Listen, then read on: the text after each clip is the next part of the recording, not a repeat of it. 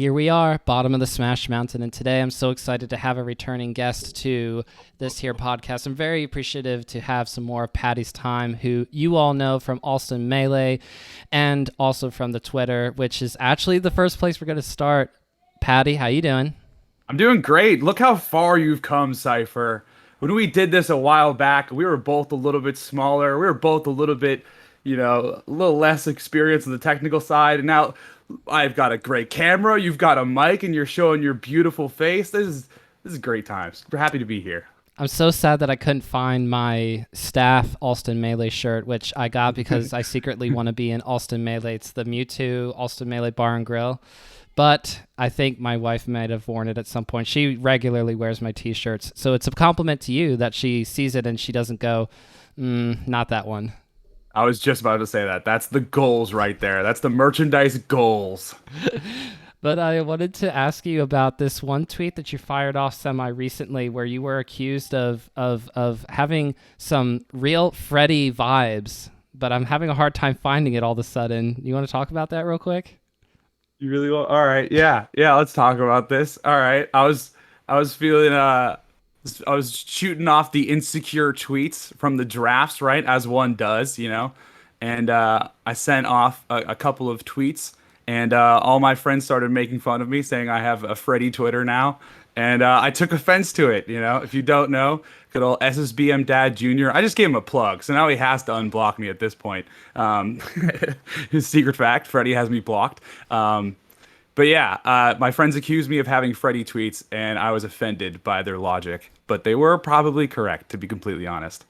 I would say it was in the same universe. Like if I'd seen that from Freddy, would have said, I mean that sounds about right, but I also wanted to say that I don't actually do the draft. So why do you do something that's less than 280 characters but then not send it? Like that's the part that's confusing to me. It's such a short thing. Do you have drafts just for the content?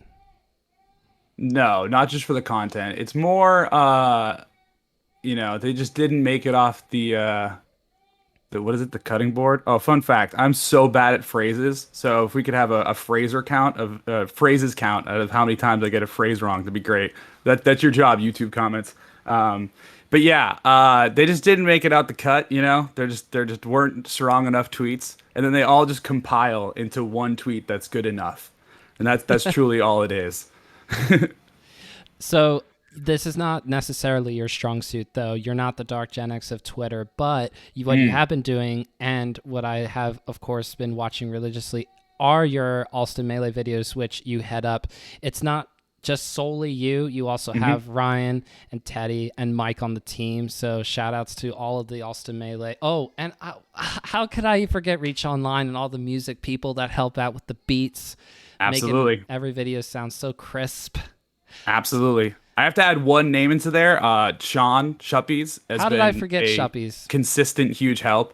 Ryan and Sean are kind of the biggest helps with the writing of the script, prepping the script, and then the full editing, which as by my phrase count, can get a little dicey. There's been one that it's been a routine joke of ours, which is dipping of the toes, which I learned is not a phrase, and it's really not a thing. But we've used that in a couple of videos just because of just them making fun of me in a writer's meeting. And that's actually what we're doing after this call. We have a writer's meeting to work on the next video. I'll drop a hint in here. We talk about shroomed. So that's as much as you'll go. But that's my hint for the next video. But yeah, I honestly love working the top tens. There are definitely some downsides that we've been experiencing a little bit recently with just becoming a channel that people look to. And that's been kind of a learning experience for me, definitely. Because just like, people value our opinions sometimes more than we even value our own opinions. And that's been a wild learning curve for us. And definitely me, because I just feel like, I am so unadulterated and just transparent in everything that I want to talk about. But sometimes they're not great things to, I don't know, highlight in a video that's supposed to be very highlighting of the scene. So that's been a little bit weird. But other than that, it's been, and that's good, right? It's a learning curve that is great, and that's the reason that we make the videos, is to learn more about everything. But yeah, top tens I'm extremely proud of. It's definitely It's definitely my personal baby. But the more that we grow, the more doors open up for new opportunities. And right now, we are actually hiring for an editor. We're going to be passing that job off to someone. That's the one of the jobs that I do involved with the top tens. But to be completely honest, there are definitely people who are stronger editors than I am, and we definitely value that to really bring these videos to the next level and bring them more to a consistent upload schedule. So yeah, that's kind of been the recent highlights of the top tens. And the other part of it is that there's been a little bit of a hiatus. Not that, not that there's a ginormous, like, it's not been 2 months since you last uploaded a video. Let's not get that confused. But you were recently able to acquire a new living space. If you want to talk a little bit about that. Yeah, yeah, absolutely. Yeah. So speaking of Sean, I now live with Sean and another one of our good friends, Steph, who's a secret Alston Melee member. Not really. Steph is not involved with Alston Melee stuff. But it's been super cool. I previously lived in the closet of good old the Alston house. So so that, and the closet was not big. It was not the I've lived in a couple closets previously. I even put my bed in my closet at one point when I had a real room in Denver. But yeah, that good old 6x3 closet was a little cramped. And we're now at the point where this Alston Melee thing is becoming a consistent income. And then I'll even talk about this to give you the full transparent background on myself. I got a real job in the kind of like in the merchandise sphere to learn more about the backgrounds of what a warehouse involves and what that really adds up to shipping out merchandise and all that stuff. So that's been a really cool learning for me, just to experience like the full scale merchandise options, which is something I deeply care about, and it's really something of passion, and as well as just like a consistent income. And that consistent income will be able to fund more Alston Melee activities and stuff like that, to make it so, as much as Alston Melee can technically, quote unquote, pay a rent, it can't pay for food, it can't pay for, utilities, it can't pay for other things. So it's just like building this thing up to a real place where me and Ryan can be bosses, which is, it's a crazy statement, but that's truly the world that we want to live in. We want to have a Alston Melee office. We want to have all these things, and that really requires something like that to be in full effect. So yeah, that's the kind of the current updates on the Patti life. It happens one podcast at a time. Shout outs to the Alston Melee podcast. It happens one top 10 at a time, and it happens one successful merchandising campaign at a time, because let's not forget, for those who are always interested in acquiring new fantastic t-shirts and hoodies and whatever else you like, even occasionally like actual cassette tape reels, rare. Those are rare. Those are like the shiny equivalent of Alston Melee merch. You can go and see Low Tide City has stuff that you were able to head up for merchandising for Low Tide City, and I myself will be in the next.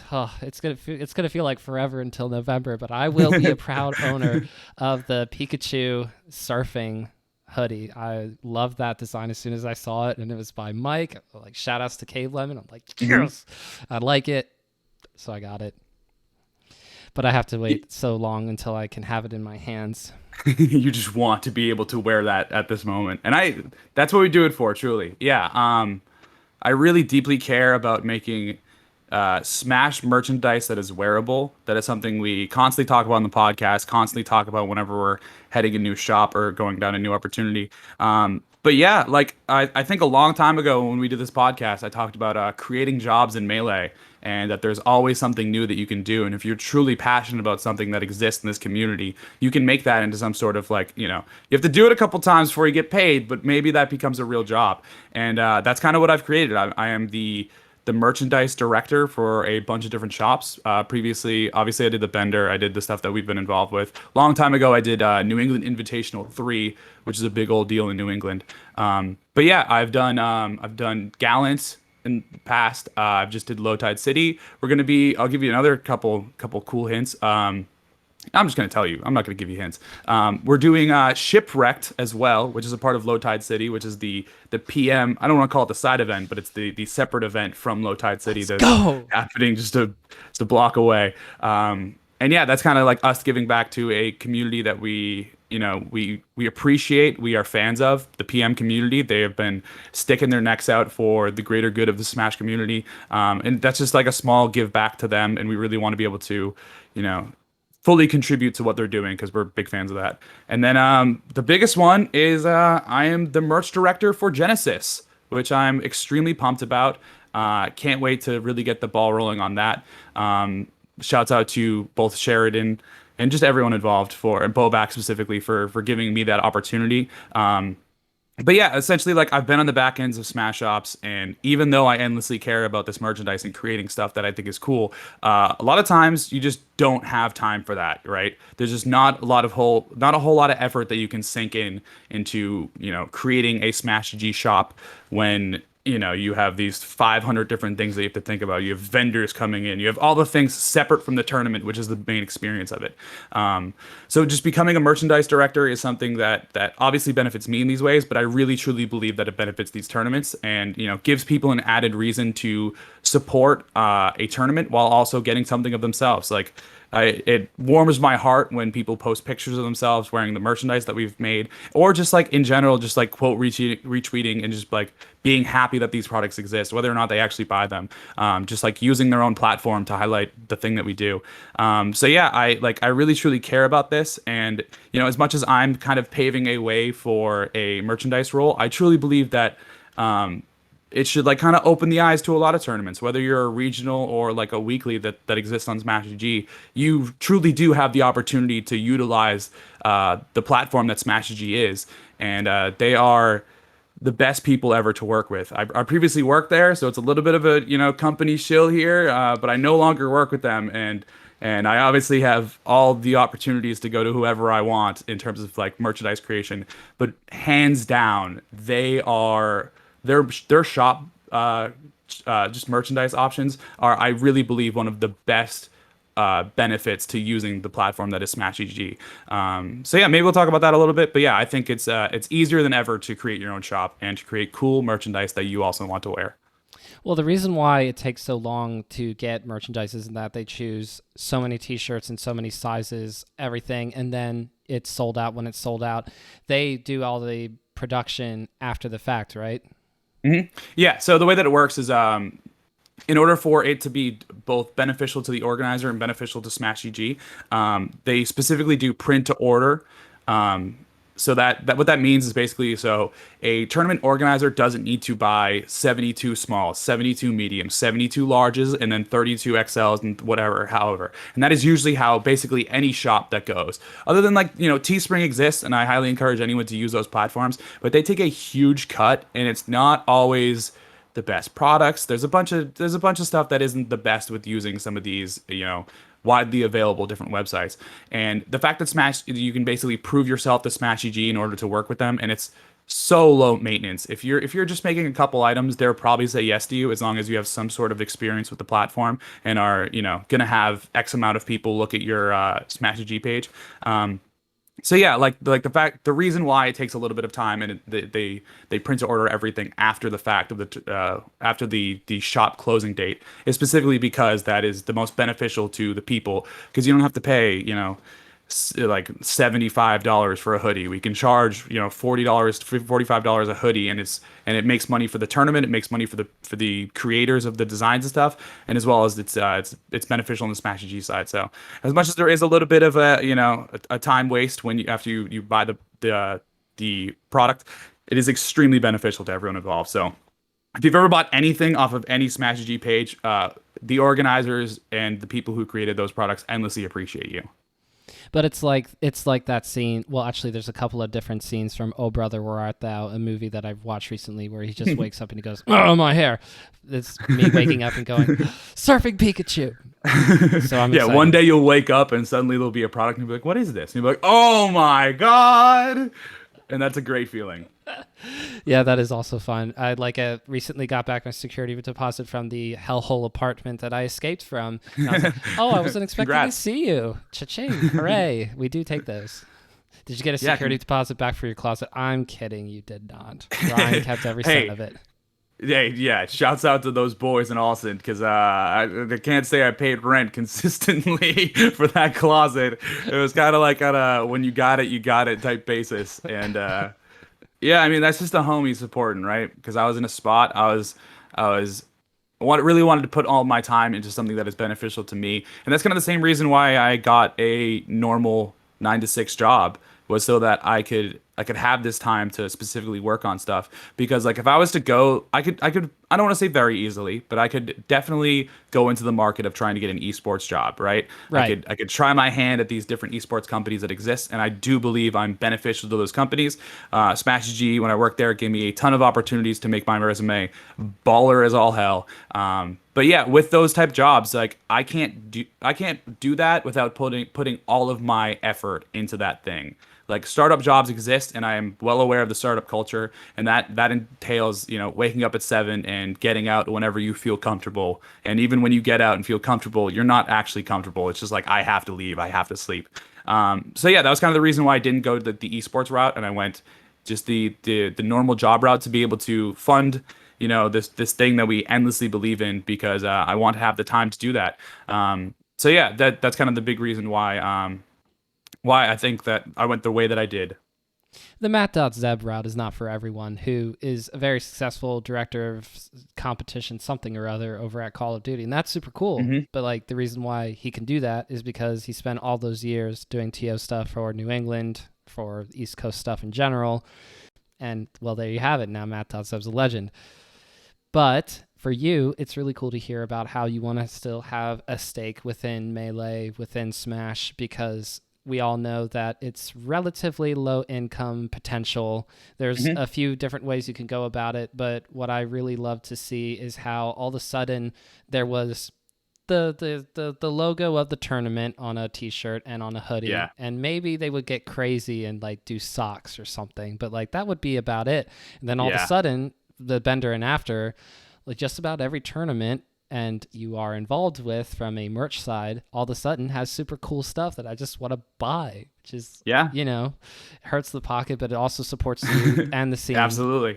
Like exactly. And I love that there's well, that's the whole reason why merch works, right? But it took you coming in and saying, actually, there's a need here, and I will show you what that need is, and all these people come through. So it's been really cool to see just from a distant perspective, and you've been so willing to talk about it on the podcast, on the also Melee podcast. I mean, so for the loyal listeners, it's nothing new for them, but to the rest of the general BSM podcast, please listen to that. It's one of my favorite Melee podcasts, up there with all my other favorite Melee Appreciate it. podcasts, because I want to not pick favorites, not do top 10. Speaking of top 10s, you had said this earlier, lessons learned. We talked about your first top 10 when we first talked back in, it was like February or something of this The year. worst video we've ever made. Yes, exactly. Yep. But you're talking about lessons learned for more recent videos where you're starting to realize, as if people couldn't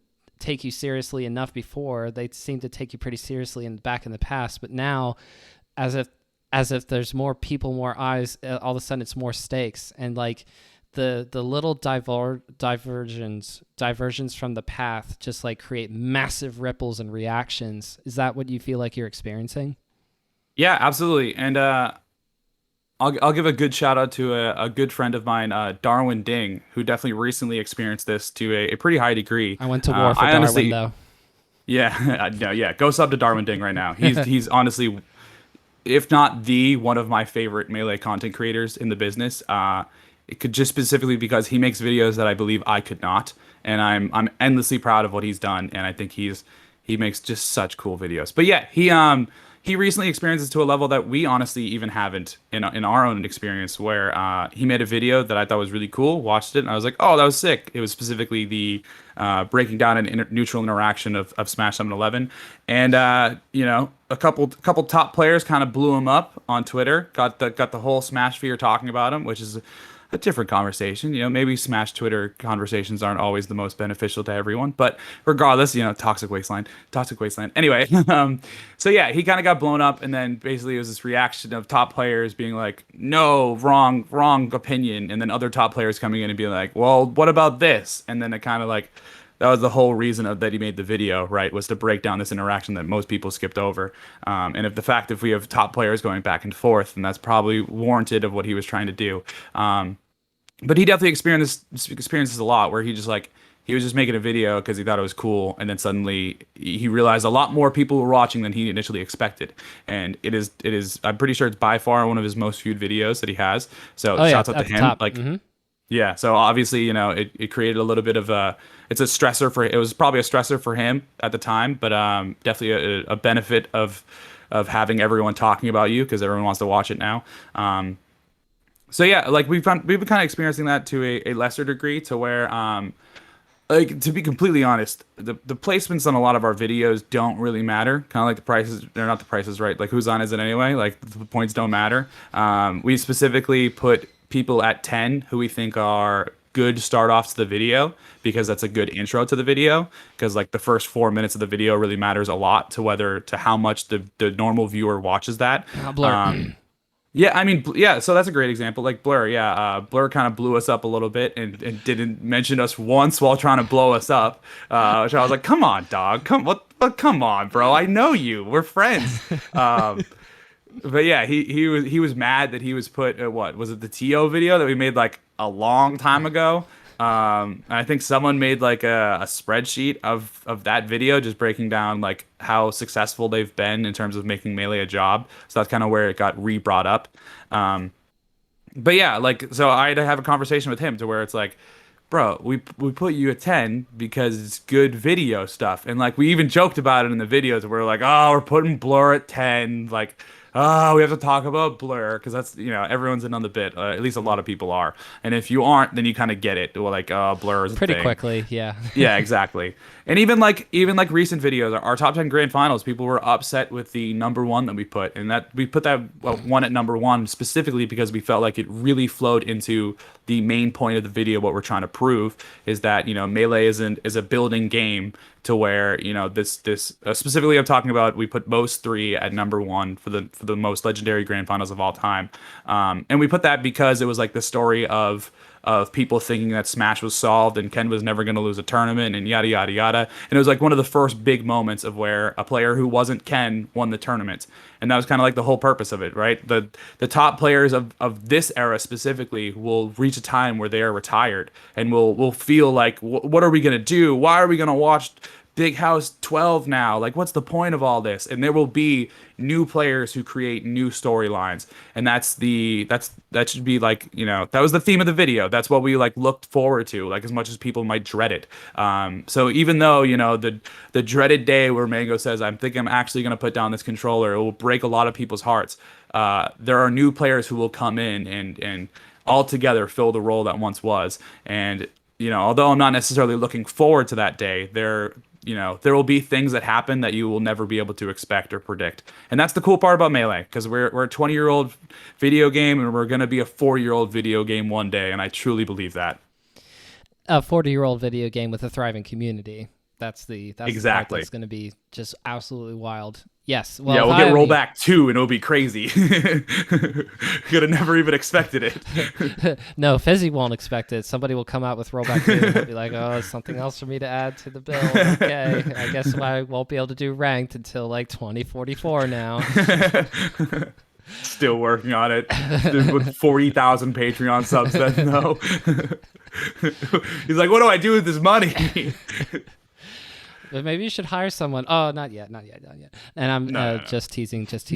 I think the open secret of the Alston Melee top 10s, once you watch enough of them, is like the top 10s, like you said, don't really matter. And if it's Sean or whoever else behind the scenes saying, let's just not care about placements, this is what we should really think about doing. I love that because people who get salty about rankings are kind of missing the point of a video, and you just like can't help but feel more intelligent for whatever reason. It really feeds the ego that you have sometimes. But if I were to do a top 10 video, I would probably try to do it in the same vein that you all do, which is like a little bit less focused on like where the entrants actually fall and just more of like, what do I want to lead with? What do I want to have in the middle? What do I want to end with?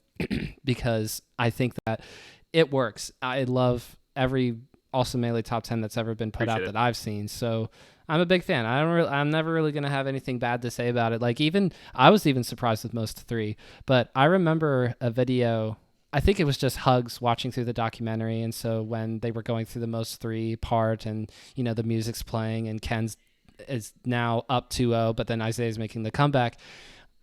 Like Hugs is just talking about how wild Isaiah's playing and going like, I watched this finals over and over and over and over again, trying to figure out what he was doing, how he was doing it, because I just never seen anything like that before, and it took such a long time for people to catch up. But the fact that he was playing at that level then, somebody will turn the corner, a Slippy Kid perhaps, in the next couple of years and do something wild and crazy where we'll all go, that's Tess, that's impossible. Exactly. That's just like how, like, utterly dumbfounding information, new technique stuff, and then Mango will pick up on it at some point and then win a grand finals anyway. Like, that's super cool for as long as he continues playing. That's the part that impresses me about any 15 plus year player, is how they just continue to learn all the tricks that the new players get the privilege of having access to right away. So players like SFAD and like Hugs and the Mango, and particularly the active ones. Can't wait to see Hugs back on the sticks, but anyway.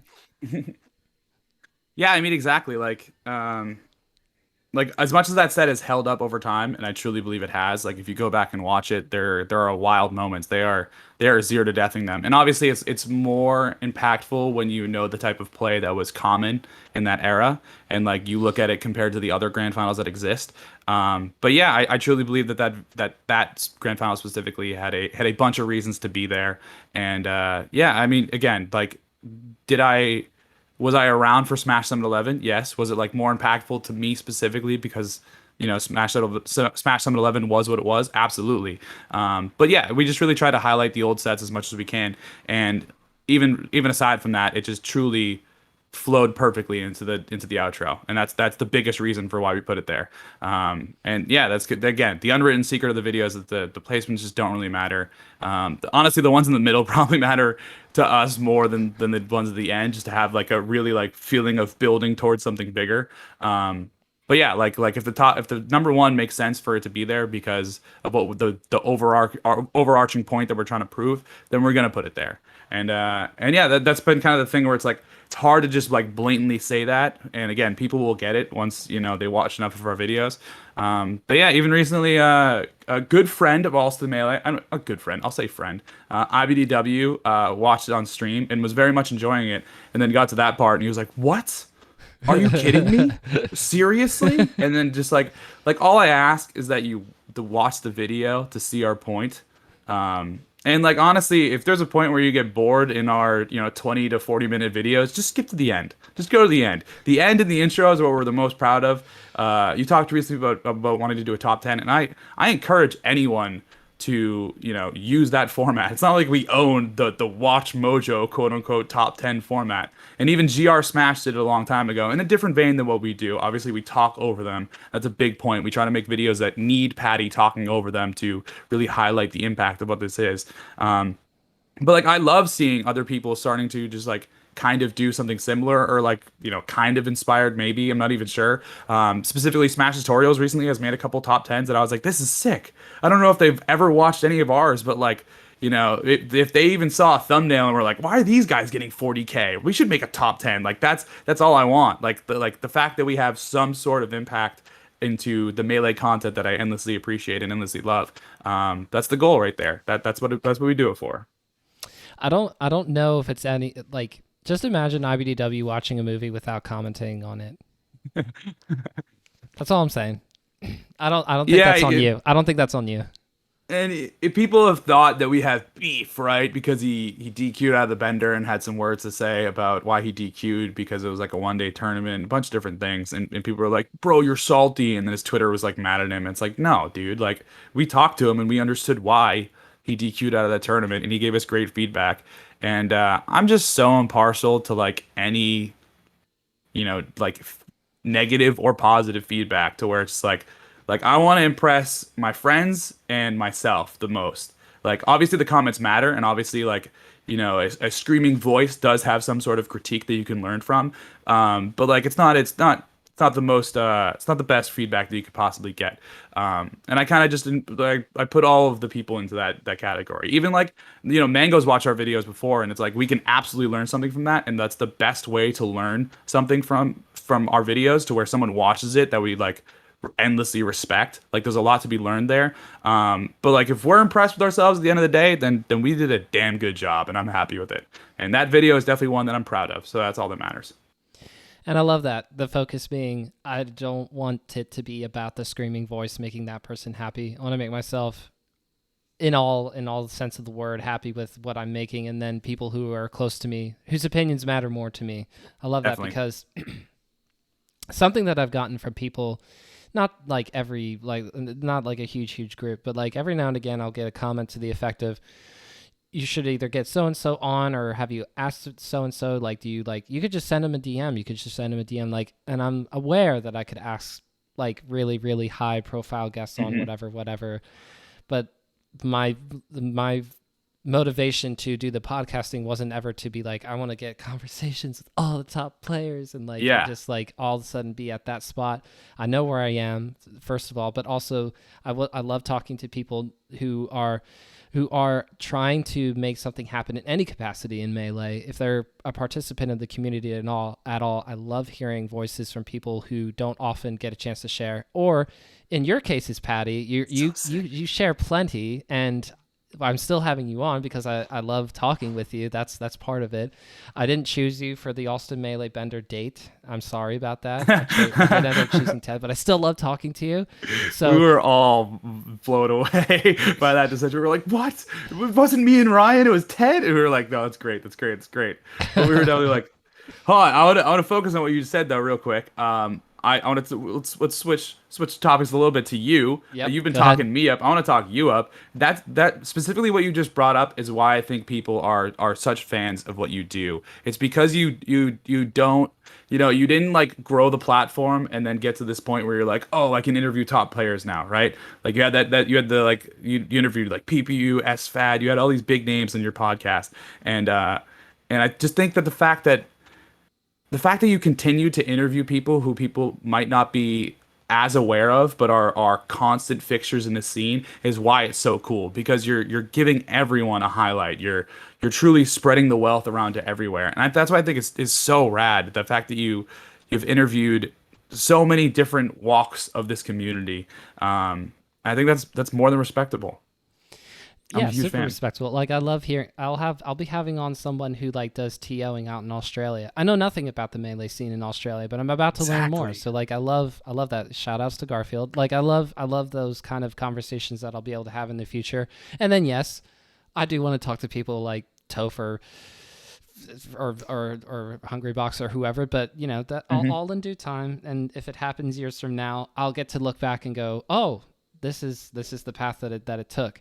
Think about you, Patti. You've been involved with Melee like very closely, I'd say since at least 2015, and here we are. It's Hmm. 2021. So it doesn't all happen in such a short time. So like that's what I tell myself. Like it all happens a good time, and I'm having fun with it now, and that's more important to me. Like that I'm enjoying myself instead of feeling like pressured or like that it's like a drag or anything like that. It's still really fun to make Exactly. these. Mm-hmm. Yeah, I super encourage anyone to try out the different like things that exist in the melee community. Like there are so many different parts of it that contribute to this big thing. And that's kind of what I've been doing recently. Like at the start of quarantine, I was like, I want to get good at editing. I want to figure out like I want to be able to put Premiere on my resume and stuff. And that turned into what this is now, right? Like it was specifically all a thing to be able to be more beneficial to an esports company. And now I'm like, bro, I don't want to just join any esports company. Like it has to be the perfect one if I was to ever go that route again. But like even then, like even if my dream job was to come to me right now, it's like, well, I'm kind of like building towards something, right? I envision the world with the Awesome LA office, and even then, like something that I've okay, so we talked about him previously, but I have to give another huge shout out to Matt.Zeb. Matt.Zeb is the reason who I am today, and I don't say that just to be like, oh, I like my friend a lot. Like Matt gave me my first esports job. Matt, in the time where I was like considering getting an esports job again, Matt was like putting me up with two different real interviews with these companies. And I was like, oh wait, I need to take a step back because like I have something, on my foot that could become real big. Um, So yeah, like Matt's the reason who I am today, and Matt obviously went the route of I'm gonna make this a real job. He has a wonderful job now. I mean he's it's a little dicey right now, but but he's at a point in his career where it's like it's a career. Like Yes. people recognize him. He could pretty much join like tons of a long list of companies if he really wanted to. And yeah, I just encourage people to be able to try out these different jobs because Melee is this crazy accessible thing and it's really hard to recognize if you're so inside, but when you're on the outside you realize how hard it is. Like I TO'd DreamHack Anaheim for Halo Championship Series, and there were like three different smashers on that team who were like, "Bro, I don't really know what a Halo is, but like I can run a tournament damn well."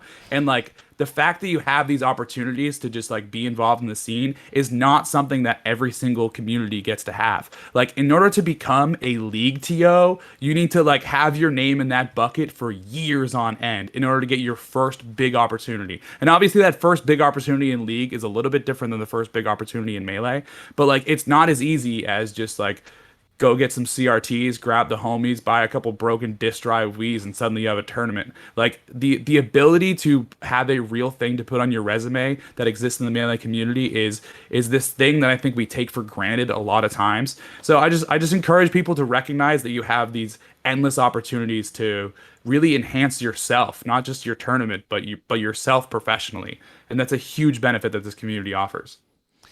Okay, but one of the things that you said there was like it's not as easy to run a tournament. There are challenges to it, but one of the topics of conversation that you were saying that you would like to get into while we're talking here is about running a tournament. Do you want to talk about that a little bit? Yeah, I mean, I kind of touched on it right there a little bit. So it's like, um, so okay, let's continue with the Halo thing, right? I'm gonna host a Halo local tournament in Massachusetts, right?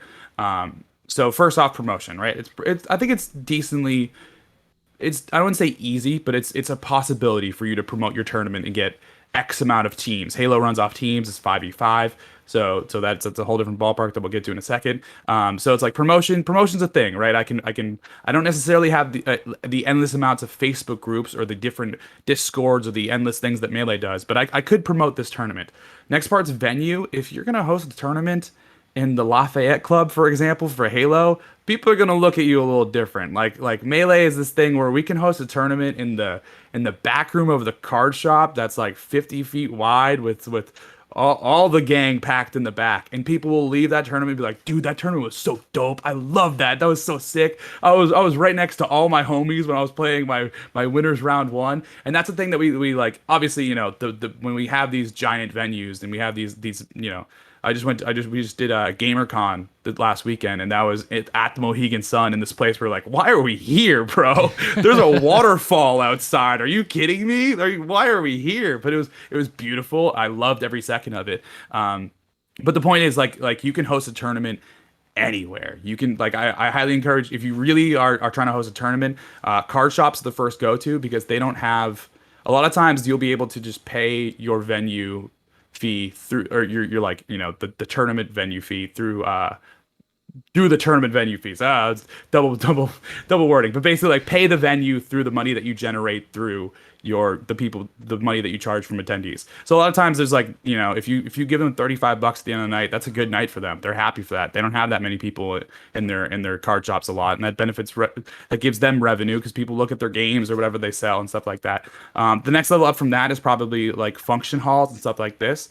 Stuff like what my mom was, a tournament that I used to run, where it's just like, it costs like 150 or fluctuating prices once they realize how many people were getting into the door. But there's like a set number you get to pay every week, and then if you're doing well enough, you can actually make some money off of that. You can pay the homies through that. And then the next level up from that is probably like the real venues. Like Mohegan Sun's definitely like a level above that, but like the thing right, like the big regional venues, maybe colleges. Colleges are another great one that kind of falls in and out of the second two tiers, to where a lot of times you can be able to just run that tournament without ever having to pay a fee. But obviously, if you're reaching out to them, not a part of the college, maybe they're still interested in some way. There's still some benefit to them. So like being able to find a venue is this thing that's like so much easier compared to every other community because we're like so adjusted to all these different atmospheres and able to join these things. So Again, compare that to the Halo thing. Like they want that tier three every time. That's what they're going for because they're paying a lot of money a lot of times. So next part I want to talk about is just setups and like how to have a tournament setup. Honestly, you can host a tournament and probably not have a single setup to yourself and just rely on the community in order to provide those. You obviously have to do a good amount of promotion and stuff like that and coordination in order to do so. But in a real world, you can, lock down 6 setups from the homies and be able to host a tournament practically anywhere. And then there's obviously, CRTs are free. They are giving them away on Facebook Marketplace, on Craigslist. You can very easily find multiple CRTs in your area that you're able to pick up and be able to supply yourself. And then the next level down from that is broken disk drive Wii's are $15 on eBay. I think the biggest hurdle there is knowing how to homebrew a thing. I feel like my parents, when I'm trying to homebrew a thing, when my parents trying to adjust anything on their phone, because I'm just like, dude, I'm illiterate right now. What does any of this mean? So that's a own hurdle. Like, I feel like these nerds expect so much out of me in order to put this melee thing on my computer. But regardless, it's very easy. It's $15. And again, let's make the Halo comparison. This is where it starts to get real dicey, and this is where it starts to compare to all these other communities. It costs so much money to have one setup for a team's tournament in all of these games. You have to have 5 BenQ monitors. You have to have 5 current consoles, whether that be Xbox One, PS5, or even 10 different, I should say, because it's 5v5.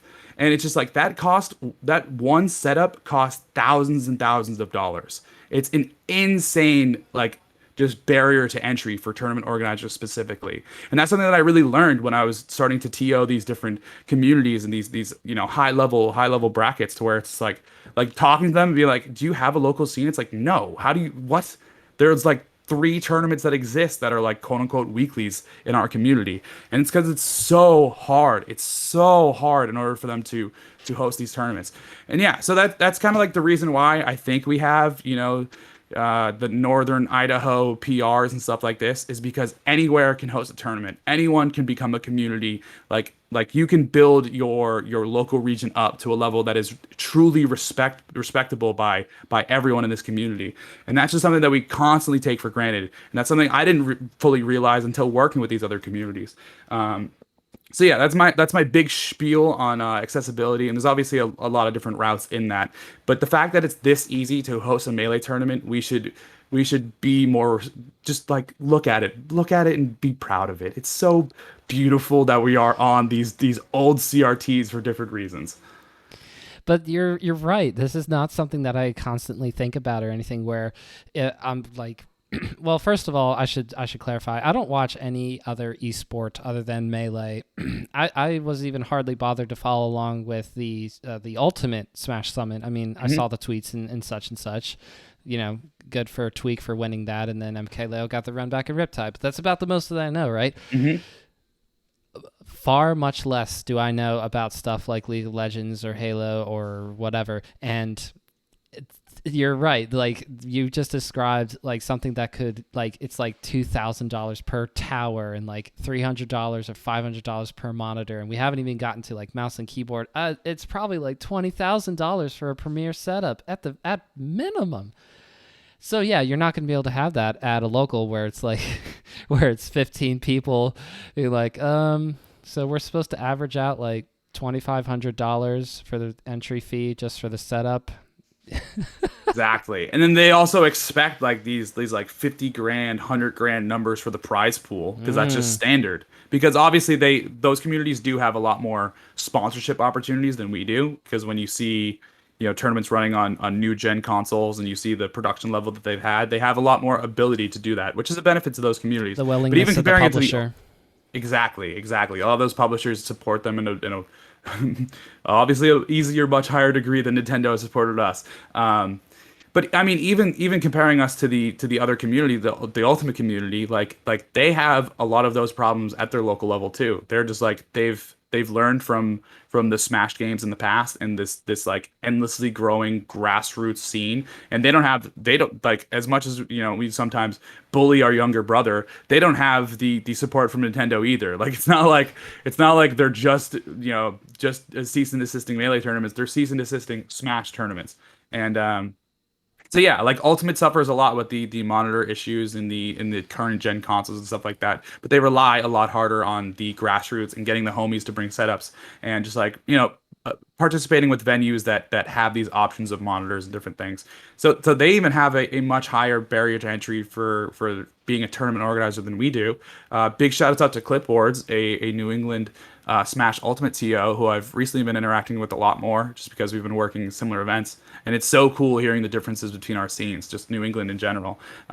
Like it's so different, just like, the things that we take for granted. We're like, oh my God, Balance Patch is the most beautiful venue we've ever stepped in foot of into. Like it's this crazy place, and then they're like, oh dude, we hate Balance Patch. They don't actually hate it, but it's just like it's small to them, right? It doesn't have the same opportunities that some of their other venues supply. So where there's like, they require different things than we do, and it's a really wild thing to think about when you think about how close we are as a scene to them. And I don't want to make it sound like that I am totally like in the interest of seeing Ultimate like fail or anything. Smash as a whole has to more or less succeed together. There's a certain amount of raising the ships. So I will just let other people like, oh no, it wasn't table flips. What was the name of the clipboards? Clipboards. How did I get table flip? Is there a table flip person out there? Well, anyway, Clipboards. They just shout rage. Shout outs to Clipboards for supporting the Ultimate scene, because that's where a lot of people come from. A lot of people who will eventually be able to play Slippy and realize, oh my gosh, this is functional online Smash gameplay. Ooh, that's cool. Yeah, that's fun. But like for myself, I also really love Smash Remix, which just recently put out Mewtwo and Mars. So that's really cool. Like I get crazy. Yeah, I get to play the game that was my first, like the first game that I ever like really fell in love with was Smash 64 before I found out about Melee, and I still love Smash 64. It's really cool that people are supporting that as well. So it all needs to work together for Smash specifically to continue to succeed and continue to have the grassroots community that we're really well known for. I know that is a thing. I was watching some video where there's like highlights from another FGC game and I forget which one it was, but there's just like maybe it was like an Evo event and it was like, kind of getting close to top 8. It wasn't top 8, but it was like a really important match, but there was maybe like 15 people behind the two players, and I'm going, this is like, there's like thousands of dollars on the line by this point. Like, what's going on? Yeah. But it's just because like people for Melee and for the rest of Smash, for whatever reason, and this is something that you know better than me, but like you get out of bracket, but then you just hang out because these are your friends. These are people that you have known for a long time and you love the game that you're watching, even the local players. And I know that Ted can really identify with this. Ted cares more about stuff that's going on in the New England locals than whatever's happening on like a national scale. Yeah. Who cares if Logan tweeted out about freezing all the stages and banning everything? Like he could not care less. Ted could not care less about that. But it's just like, yo, Jesse going on a big run today. Not me. Get a war machine. Truly. Yeah. Yeah. No, absolutely. It's funny. We've been on a podcast hiatus right now. We just put a bunch of money into a computer. We're doing a bunch of cool things with the podcast. Might even live on a different channel than the All-Star Melee when we come back. 3 channels. Haha. 3 channels. I mean, it's 2.5. All-Star Melee Pods is a half channel. It's a little baby brother to All-Star Melee. But yeah, that's funny you brought that up because I didn't even think about that. But you nailed it. That's Ted's opinion. Ted would be like, yeah, I think it's dumb. Really want to talk about some New England stuff. Do you hear about GamerCon? Oh my God, GamerCon! Like that's truly because exactly like people care about their local scenes a lot more than they even do about the major one that exists because it's much more closer to them. It's much more the people that they care about. It's the people that they've seen. It's the narratives that they know, and that totally exists in countless different communities. And obviously Ted is a voice of that for New England, very much so. But it's definitely a thing that's real. So as we get in the direction of closing up, because I am keeping you from the next legendary top 10 All-Star Melee video, I did want to take a second to, because I don't do solo talking in the podcast form anymore, so I'm going to have to take you along on this ride. I need to get this off my chest about this whole stages thing. Oh, let's do it. Run it. Why Why is this a thing? Okay, so I am not a top player. I'm not a mid-level player. I am an 0 and 2er and will probably remain an 0 and 2er for a very long time until I get serious about practicing and actually trying to enter events consistently. In fairness to me, it is a little bit difficult in 717 area and Central PA other than Smash at Penn State, which are Hmm. running their weeklies and that's super cool. But I let me get back on track. I do not like the idea of freezing stages like Yoshi's Story or the other stages like FOD, which yes, Fountain of Dreams. I wanted to say Final of Destinations. That happens to me all the time. The And final of destinations is exactly, where we are. exactly. I don't like the idea of freezing platforms or of making the Shy Guys disappear or maybe even not having Randall be a thing because I don't want to have Rainbow Cruise. That's a little bit too much, but I love how in a game like Melee, where there's already so many things that are just accidental, that are not necessarily sound programming, bugs that have slipped through, that have snuck through, not wave dashing, that's intentional. But all of that to say, we have stages that have a little bit of character. Like that's how I look at it. And from a viewer's perspective, I'm speaking from viewer perspective when I especially say this, I'm like, I can't handle the reality if it ever comes of having less than 5 stages to look at during a set. I just cannot abide it because it's great that we have the 5 stages that we do now, and even Frozen Pokemon Stadium I can live with, although I do love the transformations. I'll be honest, I'll say it, I love the transformations. Same.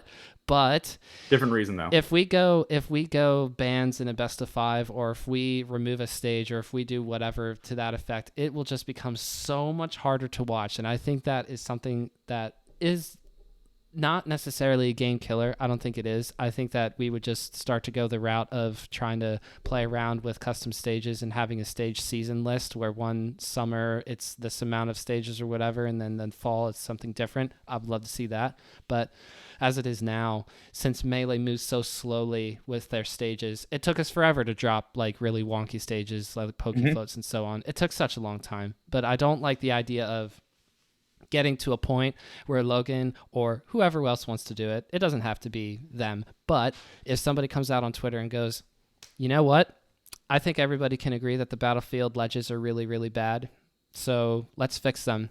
Let's make them like Final Destination ledges. And everybody applauds. And I'm just going like, come on, there's got to be a little bit of something. I want to see something weird happen every once in a while. It sucks when it like truly affects the end of a game, but when's the last time something like that actually got close to even happening? I can think of the Big House 9 where Mango does a spike on Zane off stage, hits Randall, but then Mango still won that game anyway. I'm just saying. Hmm. So yeah, okay. So on that note, I think okay. So I'm fully in agreement with you. Gonna be honest. There's also a part of me that like when you're just like a part of the community for a long time, it's just like, dude, I don't care. I like Melee. Like I'll just play whatever. You guys figure it out. Like you guys can duke it out on Smash Twitter and whatever thing that you end up on, cool, whatever. Just give me the memory card and I'm set, bro. Like let's run it. But at the same time, it's like I think of like the Shy Guy interactions in a similar way that I think of like timeouts, to where some people like think that they're lame, but it's like, dude, think about how many people scream when moments like that happen. When the Shy Guys affected DI in the last stock, and it's like, oh my God, no way. Is this really gonna? Oh my God, it's over, and it's because of that. Like those are insanely hype moments, and are things that are very specific to our dumb wonky game that was never supposed to be played in this way that we're playing it. Like I love Fountain when it just randomly ruins a grab conversion that you have because a platform decided to rise. I think it's funny, and I understand why competitors at the top level get really mad about it. But I'll leave, not leave, but I'll finish my thought process here with a story. When Shine, it was either 2016 or 2017 happened. It was the first tournament to use UCF at the level that it did, and it was a new build of UCF specifically that Dan Silvato was providing. I believe this was the famous Leffen Chudat one. IMO should be replayed.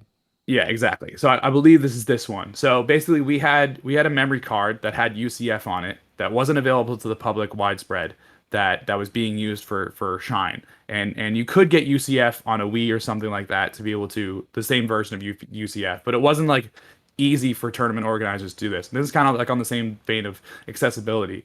So uh, we, as a lot of us in New England were a part of the TO team, the second that we got our grubby hands on those UCF memory cards, immediately copied it onto a memory card of our own. So it's like now we have access to this.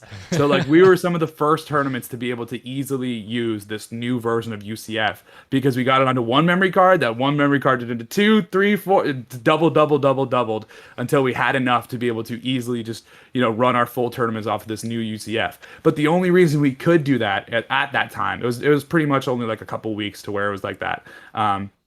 But we were able to do that just because we had access to it at the beginning. So it is a real thing with accessibility, right? To where every single tournament might not be able to easily just replicate this new version that we're playing on. The farther that we get away from the base vanilla version of Melee, the harder it is for these organizers to just be able to easily replicate that at their own tournament setups.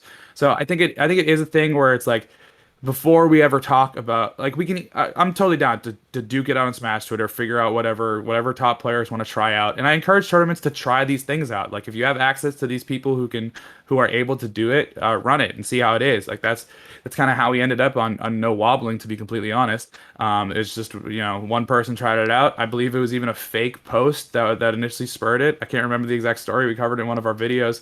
But then Jogo guys like actually running it and stuff like that. So I encourage tournaments to try it out. Like obviously you have to have access to be able to create these versions. But yeah, like trial and error is dope. And honestly, I do really much agree with the PJH Carroll way of thinking to where it's like, bro, the farther we get, I'm gonna be mad when you guys keep calling this Melee because this isn't the same game that we started out with. But I'm sure people who played in like '09 have a similar feeling of that when we take away Rainbow Cruise and Poke Floats and these different stages that were a part of their rule set. And like, we obviously like laugh and look at these crazy VODs of top players counterpicking to these stages, but like Mute City was a real counterpick for floaties back in the day. It was a real dominant counterpick, and it changed what Melee was being played as. So I'm sure like as much as the world without Fly Guys or Shy Guys may be crazy, like maybe it's not so different as to what those people were thinking back then.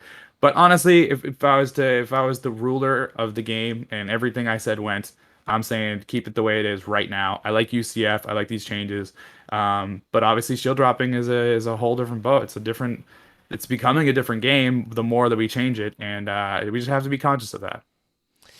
It does all happen sort of in like a very odd multi-directional and yet moving in some direction over the years blob that everybody has different ideas, but Yeah. there's a certain standard that higher TOs will be held to by the entire community, and then all the TOs below that fall suit, and then the game that you see more or less is influenced by that sort of a thing, and I guess top player input as well. But I know what you're saying. It is something where people who back in the day would go, wait, we're getting rid of flat zone, but why? That's a very competitively viable state. I don't know what you guys are talking about. Of course, it's not a competitively viable stage. It's fun in Ironmans, especially Mango X Ironman Wednesdays, or hopefully When those wrenches start falling, oh bro, the whole game's different now. Yeah. So yes, I understand what you're saying, where you say, if they take away Fly Guys, if they freeze the platforms on FOD, if they do whatever, yeah, it's probably not going to be such a monumental change that in my brain it's like I'm making it out to be a big deal. It's probably not that. But where it is now is the place that I really, really like. The only thing that I would be interested in is actually adding in back more stages in order for best of 5 to possibly play around with bands. I do like that idea, because That's cool. if you essentially ice away Final Destination, then maybe the Marth player can counterpick back to Pokefloats or something like that. Like, pick your poison. Do you want to do Pokefloats or do you want to do Final Destination? I don't know if anybody's actually going to try that other than me if I ever try to organize my own tournament someday. But if we do bands in a best of 5, I would love to see more stages getting added back in, so that makes more sense. Hmm. Yeah, and I think like I think spurring conversation is good. Like I think it's a really dicey thing when you're doing it on Twitter because it just turns into this giant argument and people screaming at the top of their lungs because that's just the impression that you get, right? Without the context of actually talking to someone. And it just turns into this ratio war of I need to dunk on this person because I have a different opinion. But like I think that's good. I think it's good to like put your thoughts out there and especially when it generates conversation. But I think the most beneficial thing you can do is convince a tournament organizer to run whatever thing you want. And if you can't convince someone, run a tournament. Like we have Slippy, we have these different options. Obviously, if you're trying to do something as drastic as even get rid of fly guys, that creates a whole different, rift in terms of actually being able to do that and actually being able to have that option. But yeah, like I think convince someone to do it, and that's a way more beneficial. And then talk about it after, like, oh, we ran this in North Carolina. It was crazy. I couldn't believe what happened here because we just knew what the fountain like when the platform came up was. So yeah, convince someone that's more beneficial than complaining on Twitter, but you sometimes have to do that in order for it to even be a thing that people even think about. So I get both sides of the coin, but I just don't think doing anything through Twitter is the most benefit besides promoting your thing. Yeah, shout outs to Smash Twitter. Overall, a very degenerate place, but it is where we all live. So I want to start to close up. Please tell the people where they can find you, Patti, so that we can make sure that all the people who listen to Bottom of Smash Mountain, shout outs to all of you. I appreciate you. Go and find and support Patti. No, I won't. First, I want to do something. Cypher, I am so proud of you. I know that we talked about it previously about you like really using this platform to the best you can, but your grind has not once dwindled from what it was at the beginning. You've come a long way from interviewing just JD and Wasabi from the Wannabes. Like, I am so proud of what you've been able to do with this platform. You've gone to a first tournament. You've had all these experiences in this endless podcast that you just do. I truly think you're one of the best interviewers that the scene has. I would love to see a world where we can stick a camera in your face at a major and have you talk to the top players and have you, turn down for Walt's been popping off from doing that with PG Stats, but I want you to do that as well. I am endlessly proud of you, bud. I think you've done crazy beneficial things with this platform, and you've seen tons of different faces of Melee in a light that we've never seen them before, and that's the coolest thing. That's the most I could ask for. Your episode with Zets really affected me emotionally. I watched that episode and I was a little teary eyed at one point because the things we were talking about it cut really deep. Like it was a great episode. I encourage anyone to go back and listen to it if you haven't. You guys talked about Melee content in a way that like I haven't heard before, and it was just like it's so deeply personal to me. So I just love what you're able to do. I think you're such a benefit to this scene, and thank you, truly thank you. Like I'm not just saying this because you brought me on your podcast again. I'm saying this because I really do believe this, and all of my friends who follow what you do also believe this. So thanks for everything you do.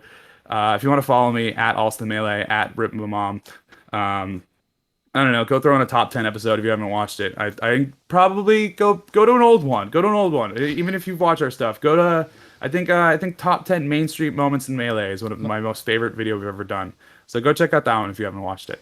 My favorite moment, the Ship of Fools segment from the top 10 crews or 10 crews that have really changed the game. Like that was really, really cool to see the love and attention that was put into Ship of Fools coming out from South Bend, Indiana. And the Prime, I wanted to say the Prime brothers, the Kish brothers, excuse me. Yes. That was an amazing segment. So for me, to the viewers that are watching, I'll recommend that one, 10 crews that have changed the game. I think that's more or less the loose working title. To be honest, we beefed a couple things up in that entry, but one day we'll go back, and those are the Kish Brothers is a thing that I want to do a full documentary on. I want to do it in a completely different way than you think of top tens and the videos that we do. I'd love to actually sit down with those people and have real interviews that we cut up and do something with, because yeah, those dudes are more beneficial to the scene than the people know. Last plug from me. I have a bunch of names to list off. Go follow at I don't give a shick. That's Ryan. Go follow at Shuppies, at Ted Green 666 if you really want to. He doesn't tweet anything, but you can follow him on the other platforms that he does. At Cave Lemon, who's been just my go-to person on merchandise, as well as at Reach Online, who does a bunch of different beneficial things for us. He makes merch, he makes the beats, he does endless amounts of stuff that people don't fully recognize. And yeah, I think that's the big people who I want to shout out. Yeah, follow our stuff. Like if you want to go buy some merch, go to Low Tide City, and there'll be other stuff that comes out specifically for that shop and for different shops. And then obviously when the Genesis shop debuts, I hope that you don't even have to think that you're supporting Alston Melee or Genesis. You just want to buy this stuff initially because of how cool it looks. So that's my whole plugs. And then obviously Cypher, where do they follow you? Because you're the reason that we're here today. Patreon.com/AlstonMelee. Let's not forget, Oh, let's make oh, sure appreciate it, that bud. for those who have disposable income, for those who want to support the homies to continue to allow people like Patti to realize the dream of Alston Melee Cove, where there's an office you can go and visit and just shoot the shit with the receptionist who's like, you want to play? Like, how cool would that be? That's a sick idea. Right, and then you also have twitch.tv/Alston Melee, where you can watch the podcast as they're done live on whatever night. If it's going to continue to be Wednesday nights or another It night, we'll will. see. But the Alston Melee podcast will be returning soon, so go drop a follow there. And then yes, if you would like to follow me, you can follow me at BSM Pod on the Twitter. See that down there. You can't see it here, Patty, but like the I overlay, knew. it's I knew. Don't worry. You don't think I've been around the ringer, bro? yeah. Well, you've hopefully watched the video. At BSM Pod, that's where you can see whenever a new video goes out, a new podcast goes out. I tweet out from there. But if you want my own personal thoughts, or at least me saying I want to tweet out more, but I'll just talk about this on the podcast at Cypher003. You can find it if you really want to, and I appreciate all the support as well. Patty, thank you so much for being here with me on Bottom of Smash Mountain. Thank you, and I cannot wait for the day where we can do this in person. It's crazy that we've been through this journey and only know each other through there, but I'll see you soon, bud. See you soon.